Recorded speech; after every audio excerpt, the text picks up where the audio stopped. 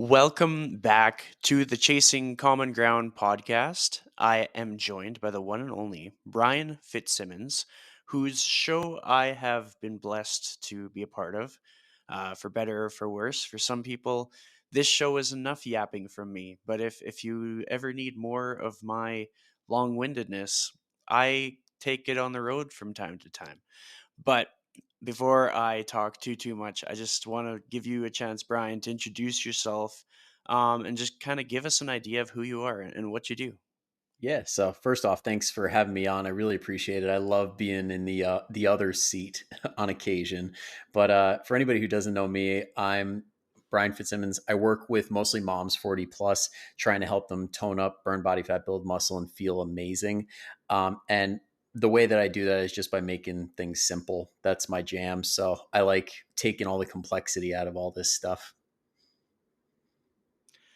And I mean, that is the beauty of the work that we do is we get to make things more simple, more achievable, and we get to kind of play a role in so many different people's lives.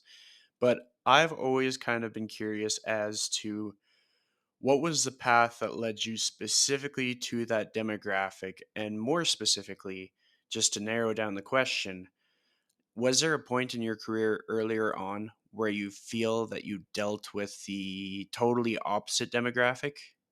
Yeah, so the reason I got into this demographic is because originally, I know you can't really see it. I'm used to the widescreen here, but I got my criminology degree back over there, and that's what I went to school for was trying to be a firefighter, a police officer, and I was in New Jersey, which it's a very drawn out, lengthy process, so you need a part-time job in the meantime.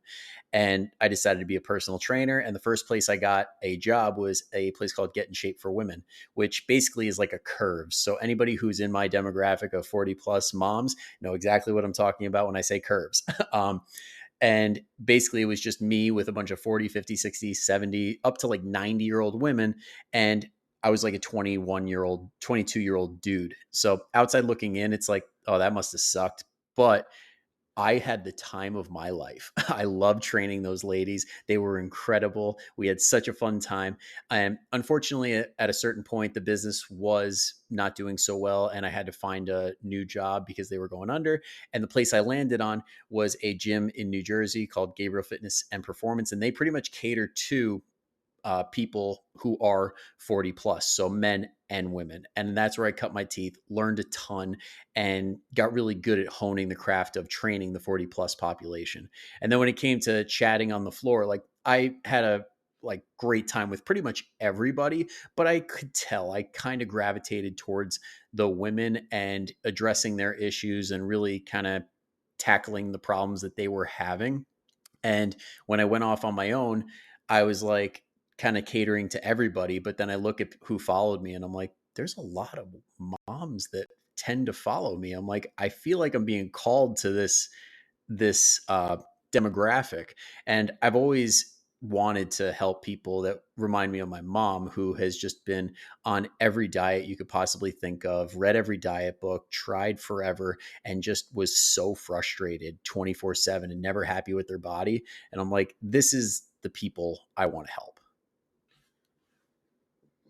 I mean, that speaks to me because I think for very similar reasons I enjoy working with older people when I get the opportunity. I find that I still have a fairly diverse clientele, meaning that like they could range in age from like 13 to 70. And it's oftentimes a fairly even split between men and women. Sometimes it's all the in person people are dudes and all the online people are female. Um, but it's just when you can kind of understand like a stage of a person's life based on people in your life, whether it be like an old client or a family member, it just makes it that much more rewarding to kind of help them to find their full potential. Now, this next question has actually been a question that's been posed upon me. And so I'm curious to hear how you would respond to it. If you were working with somebody and they asked you, how can they reach their full potential? Now, to preface this, the individual who would be asking this question might be actually one of your most engaged people that you work with, someone who never misses a workout, someone who always follows through with everything that you ask them to do. And that person is asking you, how can they reach their full potential? How would you answer that question? I would probably give them a list of like 5 to 10 other coaches that aren't me, because I work mostly with people that struggle to do certain things like that fall off on occasion, that struggle to stay on the wagon. And if that were the case, and there are those high achievers that are like, listen, I can nail my calories 9 times out of 10. I hit every single workout without a problem. I'd be like, all right, I probably should give you to somebody else, because I work with total beginners that are trying to figure out how to get their footing and build momentum. But if I did have the pleasure of having somebody like that who like transformed through the program and they get to the point where all that stuff is pretty automatic, I'd say, okay, if you want to absolutely max out, first off, let's get real narrow with what exactly we're maxing out on, because you can't max out everything all at once. It's a system of levers. One goes up, another one comes down. So is it a performance based goal? Is it a physique goal? Is it something else? And let's figure out what's required for that. So if that is, like, what I would like seeing people do is, if they hit their goal body weight, goal body composition, is take it to that next level and build more muscle mass, because muscle mass is like the longevity bank. So most people I work with want to age gracefully. So if that's the goal, then I would say, okay, when it comes to working out, if we're doing 2 or 3 workouts a week, let's get 4, maybe even 5 if your recovery supports it. Let's get that protein to at least a gram per pound of lean body mass. And let's make sure that our calories are at bare minimum maintenance, but ideally maybe 100 or 200 calories in a surplus, even though you could go the maintenance route if you wanted to go down that rabbit hole. And I would say run that and periodically trim the fat. So it's like you stay in a surplus for 9 months out of the year, trim it down, like bring the body fat levels down for 3 months, and just keep running that over and over and over again. I like that. There's two parts to that answer, and I like them both because the first part, it was just like really honing in on like your wheelhouse and understanding like there's opportunity for everybody.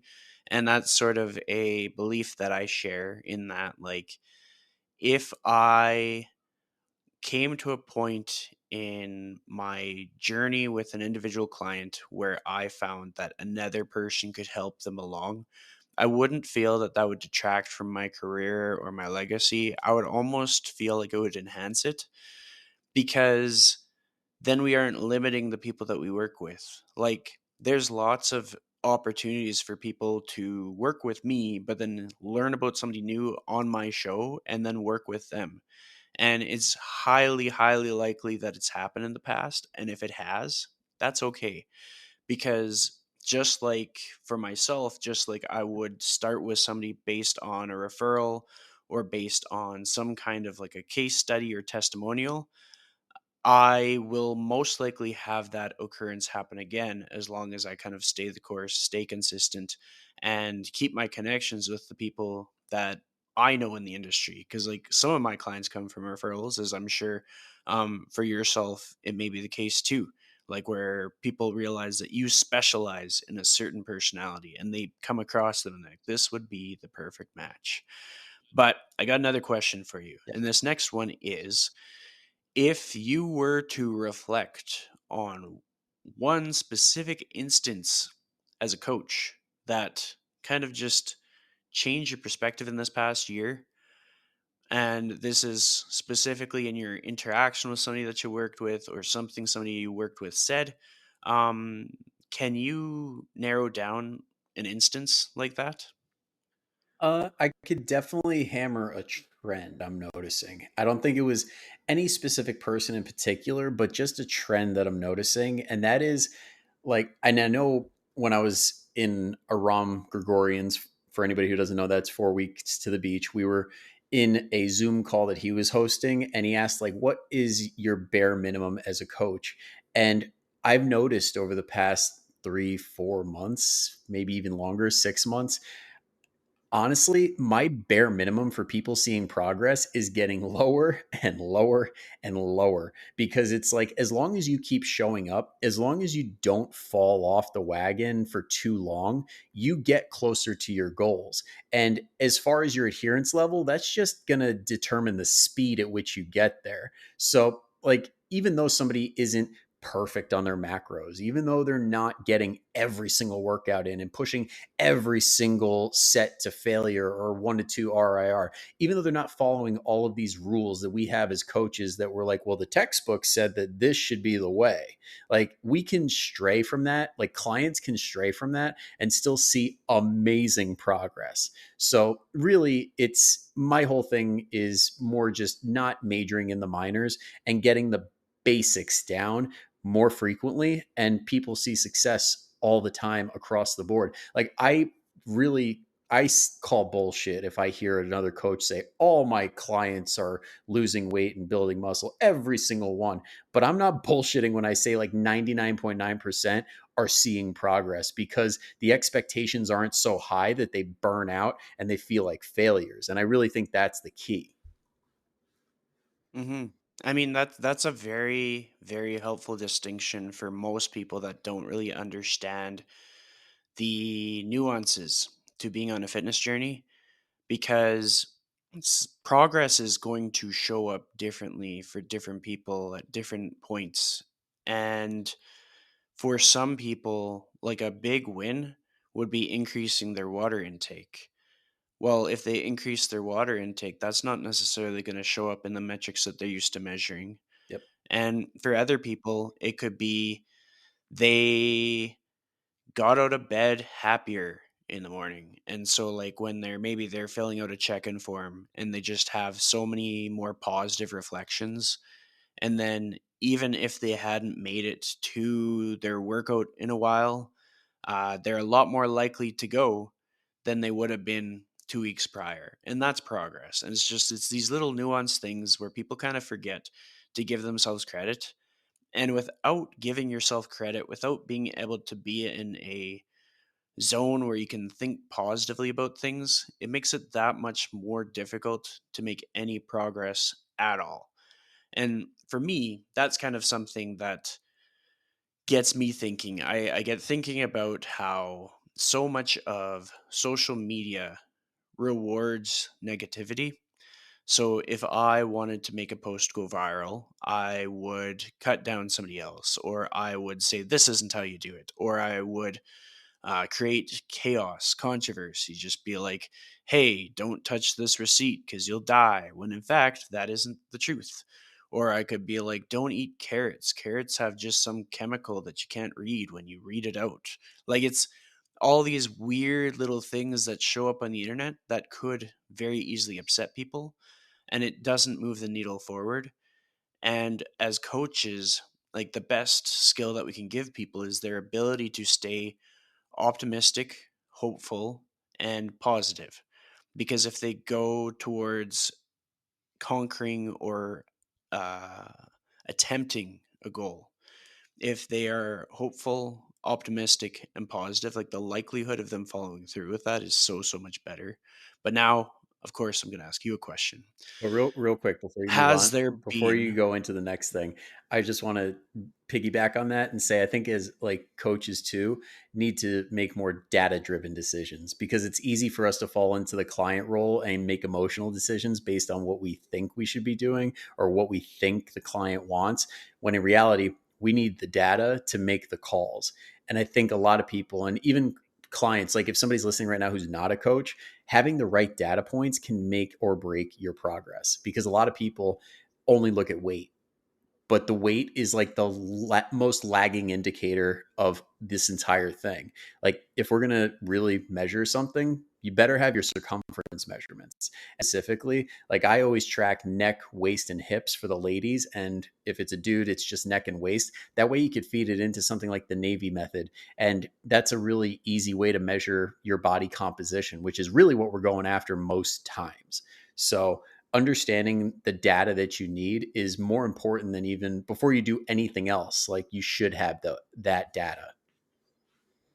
Hmm. And I mean, that is an important point, and I'm going to echo and highlight it by just saying, like, making data driven decisions is something that comes up in all facets. Like, I actually just recorded a guest episode for Beverly where I talked about data driven decisions with your marketing because, and also just the simple fact that so many people get so caught up in comparing their data or data. I don't even know how to say it anymore. I don't know if I'm Canadian or American half the time, but whatever you're collecting needs to be yours, because if you're comparing yours to someone else's, it doesn't do anything for you.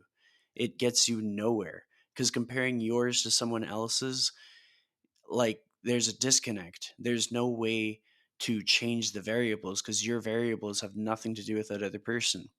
And so when a person's like, "Oh, I don't have enough data," well, then stay consistent and you'll have more data. Yeah, And it's like, sometimes "Oh, the just throwing data's not moving in the right direction." sometimes just throwing shit at the wall and seeing what sticks is a very effective strategy. But you got to keep throwing It's shit. You got to it's stay consistent.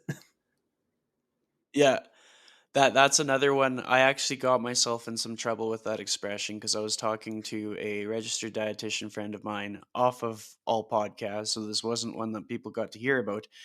But she said that she gets very agitated when people use that method. And it was primarily just because it's not the best method to actually see if the spaghetti is cooked or not. Because so many people are like, "Oh, yeah, see if it's cooked. We'll see if it sticks to the wall or sticks to the fridge." And she's like, "That is not how you test it." I think she said it was overcooked at that point. And I've thought about it ever since. And the reason that I bring it up is there's just so many things where we get excited because it's new and we're going to just do it. And then because it doesn't work, we just throw it all out. We give up completely because we didn't get that instant gratification. We didn't get that validation from having tried the first time. But in reality, if a person has like the grit and resilience to try something, not knowing what will happen of it, and then sticking to it long enough to gather the data to see what's working, what's not working. Is this in their best interest? Is this not in their best interest? Like, that's where they'll start to make progress. And just there's so many different examples. Let's say somebody wanted to stop smoking. Well, when they first stop smoking, it might feel kind of nice because they finally did what they said they were going to do, but it's gonna feel pretty shitty for like the next several days, several weeks, perhaps several months. Is going to impact everything in their being. Like, it's going to completely flip their world upside down. And they're going to want to take a step back from that thing that they engaged in, because the path of least resistance is to keep doing what you're doing. Because what's wrong with that? But then when they start to look at the data within that, where it's like, okay, so statistics are changing as I keep this new habit. Like, my likelihood to not die is improving because I've cut out this one lifestyle habit that increased the likelihood of death. And so that's where not only do people need to kind of detach from the emotions of that first initial feeling of doing something different, knowing that it's not necessarily going to be perfect, it's not necessarily going to be easy, but also they need to do it long enough to actually get the data that they need to have like a conclusion where they're being like, I guess this is working. It was very brutal, but it is working. And I mean, if anybody ever stumbled across the podcast and their goal was to stop smoking, what I always say is like take up some kind of like a team sport or like a martial arts, because if you push yourself in that enough, you won't have the option to smoke anymore. It's just my own bias, my own personal opinion, but just if you do something where people are relying on you to be able to breathe properly and to have good conditioning, it's going to kind of change how you approach the things that you're doing day to day, or you're going to quit the team, or you're going to quit the sport. And that's just going to show you how much resilience that you have. And for a lot of people, they hate that feeling. And that's what I think would drive them to follow through with what they needed to do. But again, personal opinion, personal bias. That's just my point of view on how that would play out. But now I'm going to bring us back to that question that we just had started on. And so, Brian, I'm curious, when you're looking at sort of people's human experience, and it seems like it's shaded in a tinge of just anger and resentment and just like grumpiness.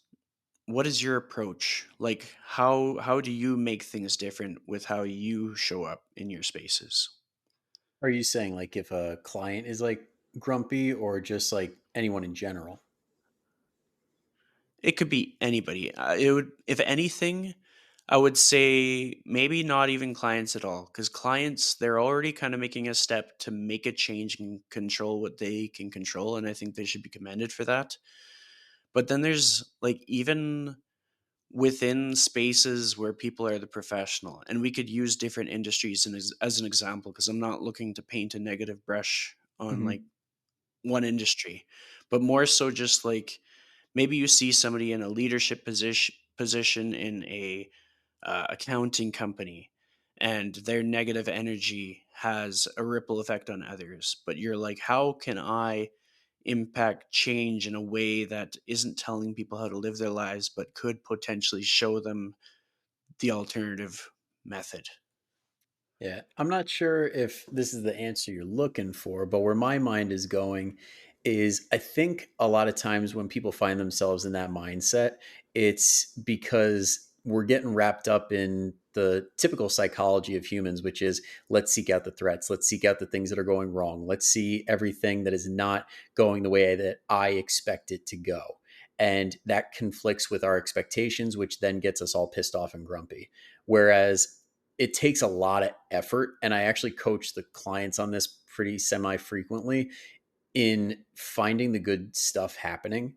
And it's not natural, it is not easy, but you gotta really try to find the things in your life that are going right. And as much as woo wooey stuff like practicing gratitude and all that, like, it helps, it does make a difference, and it puts us in a state of mind and a positive, just a state overall, like body and mind, where we're in a better position to help people, or somebody who's a leader is in a better position to lead people, where they are looking at it from how am I going to serve, how am I going to help, not why is everybody not doing what I expect them to do. I like that answer. You nailed it. And to add some context, lately I've been kind of on a deep dive around sort of like mindfulness and even just learning more about meditation. And my sort of best resource for that, I like to dive into George Mumford, whether it be his books or his podcast appearances. He's someone who's worked with a lot of NBA athletes. Mhm. He worked with Kobe Bryant, Michael Jordan. He's worked with Shaq, I believe, and then he worked with the Edmonton Oilers. So clearly, that's going So to that's influence how my you found interests. them. That's how it. That's how it Yeah, happened. and I just find his style very refreshing. And there's a lot of things. There's kind of like the way he sees things is so similar to the way that I'm seeing things that, of course, I'm going to enjoy it. But I just found it so powerful that no matter what circumstances he faced, because he had a history of like pretty severe drug addiction, but he was like a functional drug addict.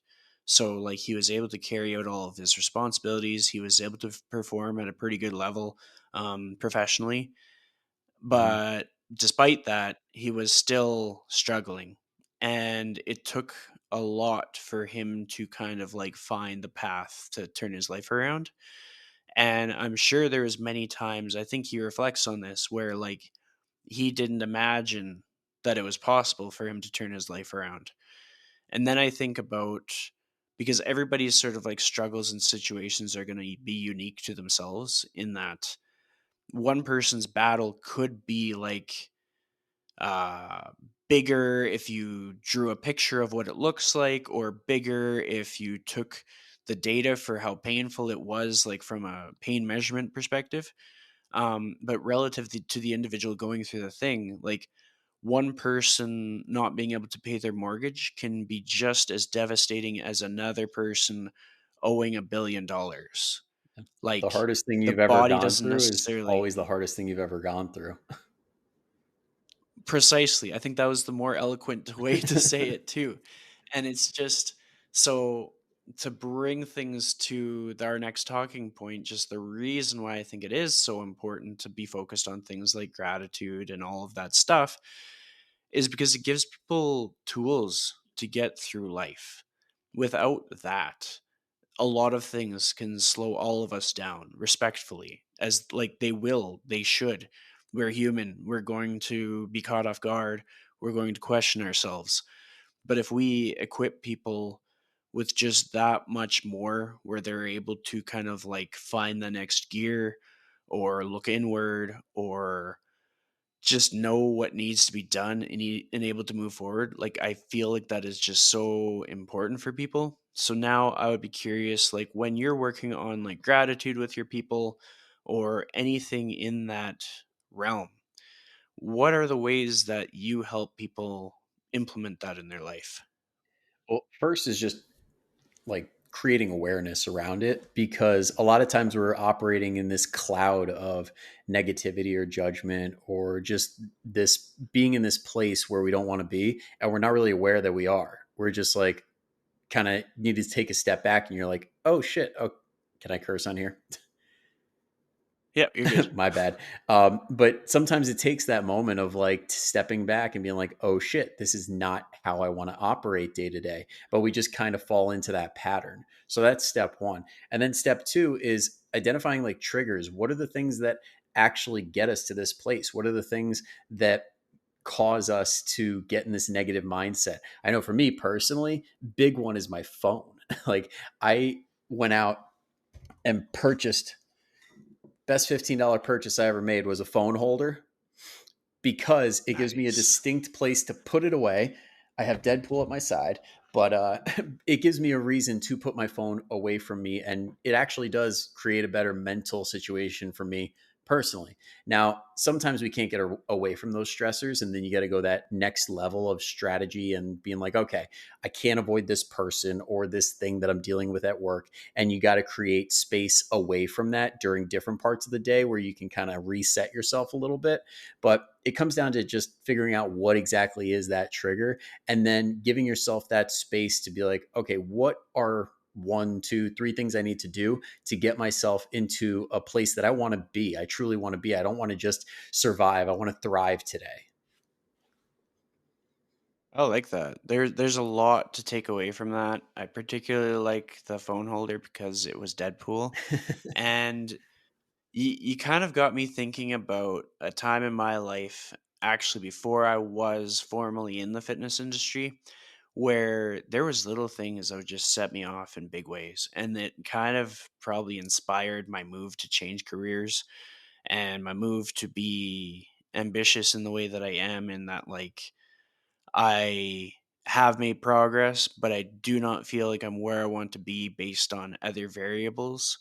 So, to add more context, I used to be super agitated by like emails from like a specific neighbor, where it was like just her tone in the email and just kind of like the things that would be brought up, um made me feel like debilitatingly anxious.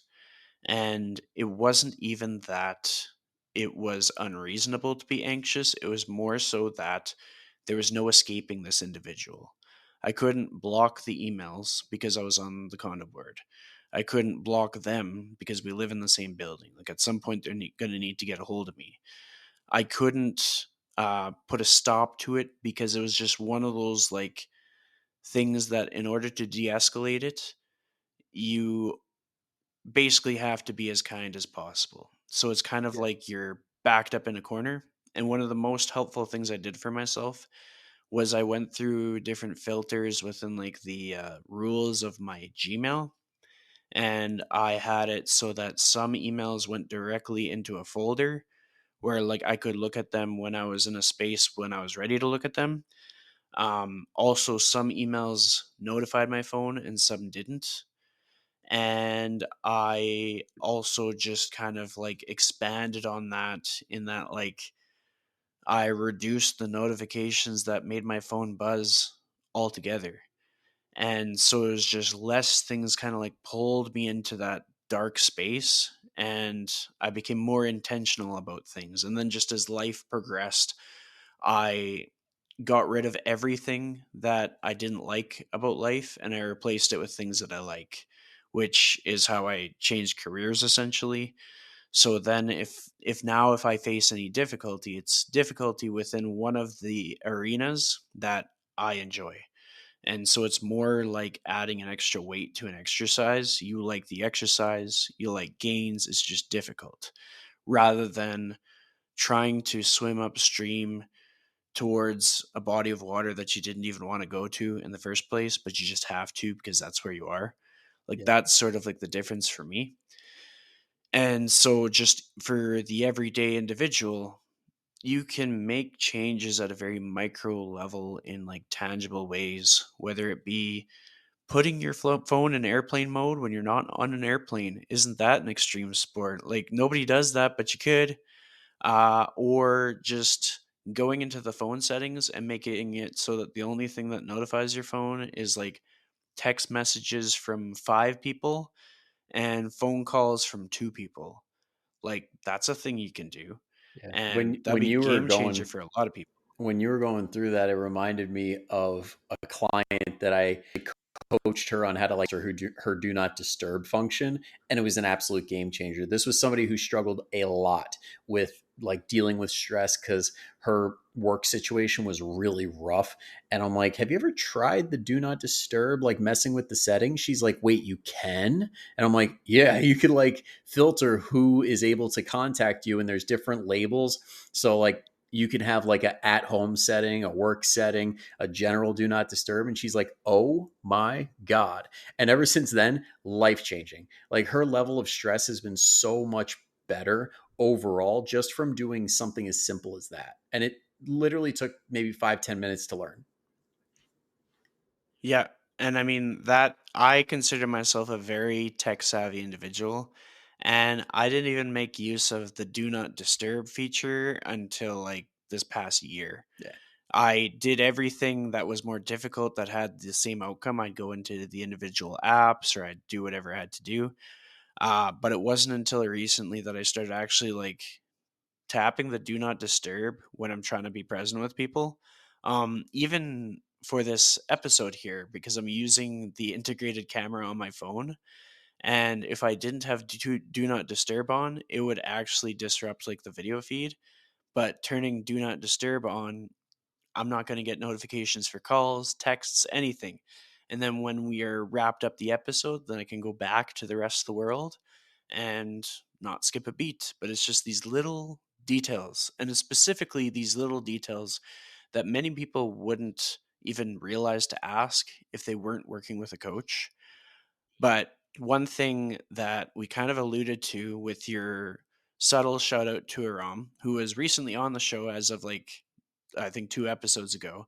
Um, what I like to do is spotlight, showcase, highlight the Real Coaches Summit. So, Brian, I'm going to need your help. If you had to convince somebody to just go through the checkout and sign up for the Real Coaches Summit now, how would that sound? How would you do it?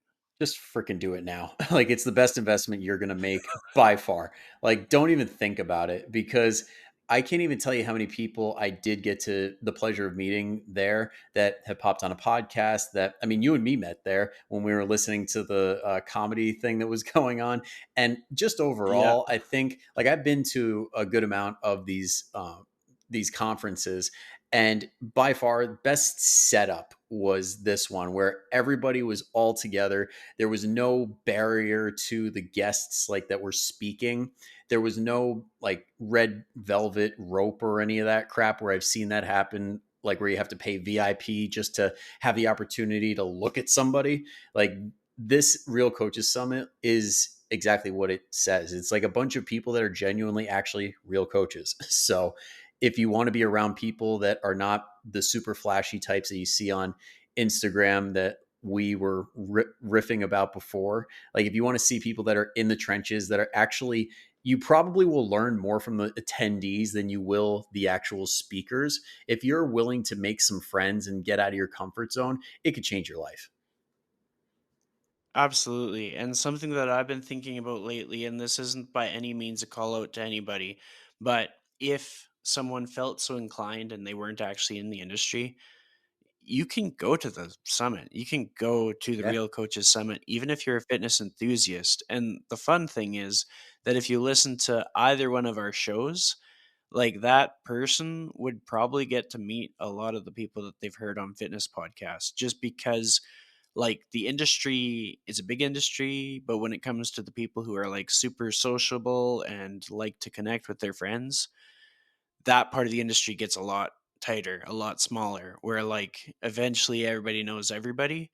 And so if you've enjoyed particular guests, like if you've enjoyed the Chasing Common Ground slash the Lifestyle Chase podcast, I'm pretty certain that at least 10 to 15 people from the show will be at the event. And like most events will have 10 to 15 people from the show there just simply because of the volume of people. And then same thing with Brian's podcast too. But I like to get people thinking about what they could do that's maybe a little bit scary because like going to a conference can be scary and it's expensive and it pushes the budget for most people, but it's still worth it. Like there's still so much that a person can get from it. And even just like the simple thing of just getting out of the house. Just if you're gonna get out of the house and do something, it's a great choice of what to do. And additionally, I think that everybody who shows up to the Real Coaches Summit should consider checking out the Sphere. I spent an extra day in Vegas last year to check out the Sphere. Just went by myself. It was a good time. And ever since then, I've been trying to convince everybody else to go, and everybody's like, no, it's too expensive. But I'm telling you, that thing is awesome and it's worth going to at least once, even though it's expensive. At least once, anyways. I mean, So, might have to wait until the next Real Coaches Summit because I got like 4 bachelor parties and weddings coming up. But after that, I'm down. I mean, yeah, make sure it's on your list because such a cool experience, and it's kind of one of those things that you only really have to do it once, but you'd feel silly if you didn't do it once. But even in the same sense, there's lots of things that people would tell me that I should do that I have yet to do. Like I realized the other day, I have never been to Disney World. I went to Disneyland when I was like 5, never Disney World, and I think I'm Missing missing out. out. I think there's yeah. So I got to get that on my list. But with that said, we're getting in close to the new year. This episode will be published probably today. So with that in mind, as you're closing out 2024, what's your mindset going into the next year and perhaps what are some goals that you're really hoping to achieve?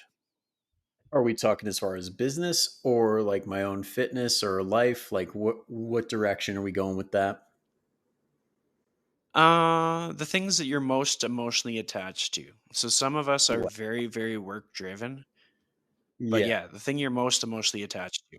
Well, I'm sure anybody listening right now who is a fellow like business owner, I don't say entrepreneur because I'm like weird about that, but business owner, it consumes your mind pretty much 24/7. So that's where I'm at right now. And my big goal is just to keep growing the roster. Like, I am still a relatively new coach, and I want to really like push the limit and see how many people I can serve to a really high level. And that's going into this next year and many years to come. I want to find what that limit is. So that's really my main goal, just to push awareness, to let more people know about it, and in doing that, helping them reach their goals. Because I think a lot of people do get sucked into programs that are not right fits for them, that just are quick money grabs that unfortunately leave people worse off. So my mission is to get people back on track so they can get the results that they want because they deserve it. I like that. What are some like tangible moments that you hope to experience over the course of 2025? Uh, First 10K month would be nice, but because I I do a recurring billing model. So like it would be a true 10K, not a I signed 5 people at like 2K for 1 month. So it would be like a true one. That would be like a good like milestone for me. Uh that's like the most immediate one I could think of.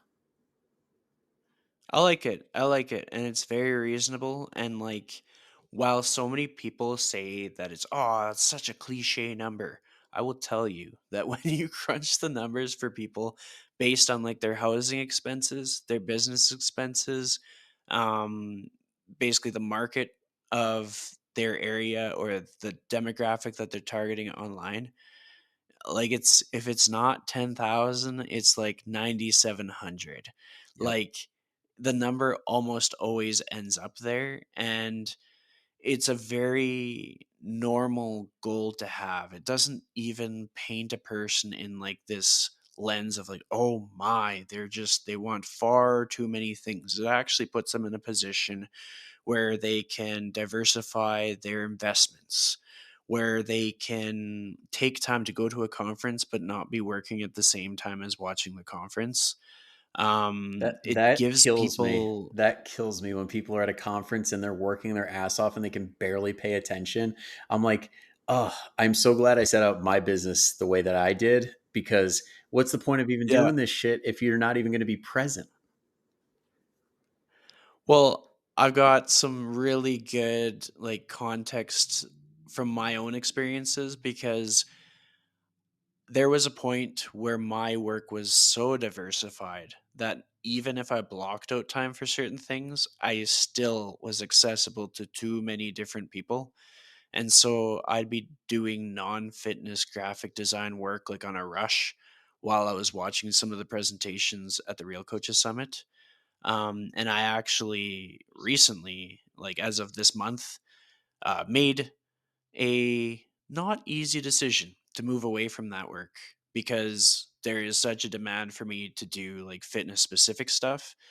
Not in a braggadocious way, just more in a every single day somebody asks me questions about things that I can help them with, and every single day I help them with those things. And so it's like the demand is there and I don't even have to like advertise about it. But that is just my way of encouraging people to make the changes that they need to make so that not only can they achieve a career that really feels like a career, because the work that we do is very essential. Like the work that we do can extend a person's life, can improve their quality of life. We could give them a life changing connection, if nothing else. We're someone that is in their corner that they can count on, and a lot of people are lacking that.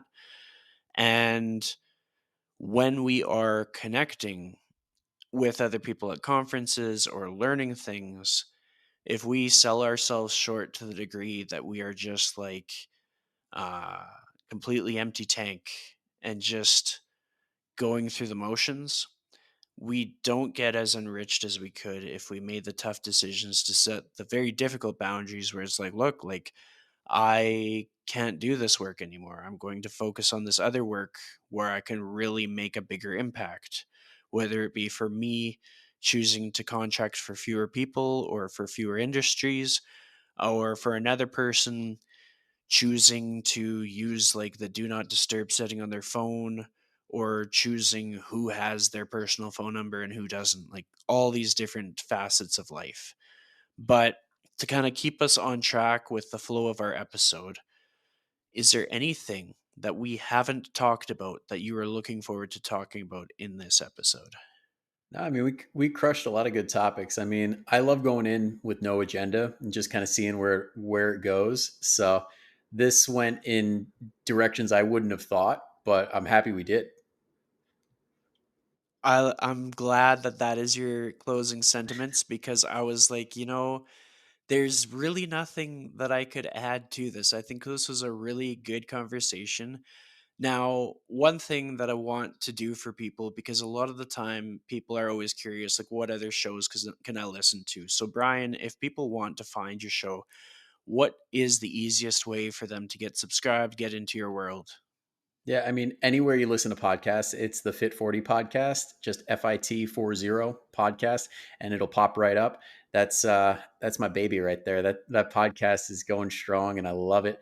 And then I've also got my Facebook group, the Fit 40 Family, also a really fun time. And across all socials, it's just Bryan, BRY is in yes, BRYAN underscore Fit 40, FIT 40. And that's everywhere: Instagram, YouTube, Facebook, whatever. That's awesome. And to give our audience some context, I listen to a lot of podcasts, and I should say that I listen to podcasts on different platforms, but on Spotify, one of the podcasts that I listen to the most, which is impressive because I produce like seven of them, is actually Brian's podcast. And the reason why I gravitate towards it is it's just an easy listen. Sometimes he sounds Canadian, and that brings me joy. But despite the fact that you are not Canadian, as far as I know, Is that just the niceness factor, or but are there certain things that I'm saying that are like, okay, there's the twang there, the tinge of Canadian? there is like you have a little bit of like a it feels familiar to me. Whether I'm just confused or maybe I'm just getting because I half the people I talk to every day are American. So I might just be like losing touch with what it is to be a Canadian. I But mean, as someone who has I always wonder if my Midwestern family rubbed off on me enough where it's like there's a little bit of that going on, and it's like a little I bridge. think so. It has to be. But it's that and the friendliness. Like when you asked if there was cursing allowed on the podcast, I'm not someone that just comes out of the gates dropping every f bomb that I can think of, but if it comes out naturally, nothing I can do about it. And when I'm concerned, I just let people know. I'm like, okay, I got like my dad listens to this show. Joan listens to this show. We got some people listening to the show that might appreciate like as normal language as what you are working with. And if it happens that it includes some swears like a ROM, then so be it. And everybody's cool with that. It's just then nobody's being inauthentic to who they are. And if somebody was to meet one of my podcast guests in real life, that's how they would be talking to them. And so then there's no surprises. And that's sort of like my angle as a host. I try to allow people to be themselves as much as possible. And sometimes when they're scared, maybe they are being like the podcast version of themselves. But yeah, this was actually something I thought about before we hit record was just when we show up to our lives in a way that allows people to be comfortable being themselves, I think that's a good way to show up. And I think that's something that you exemplify in your personality and the way you show up to life. So hopefully other people kind of take on their roles in people's lives in a way that like makes it easier for people to be quirky or weird or be fans of certain things or to have I mean, I'm holding a hockey stick for this interview and you showed us your Deadpool phone holder. Like we both have our little things that make us us. But yeah. But with that said, I'm going to wrap up this episode. Thank you, Brian, for being on the show today. I appreciate you having me. I really do. And just to compliment what you were just saying, life's too short to be boring. Like, take your job seriously and how you help others seriously, but don't take yourself too seriously. Life's too short.